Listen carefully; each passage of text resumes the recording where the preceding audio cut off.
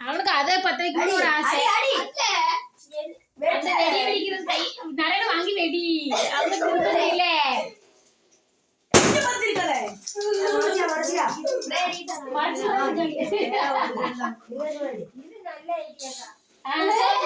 அது என்னது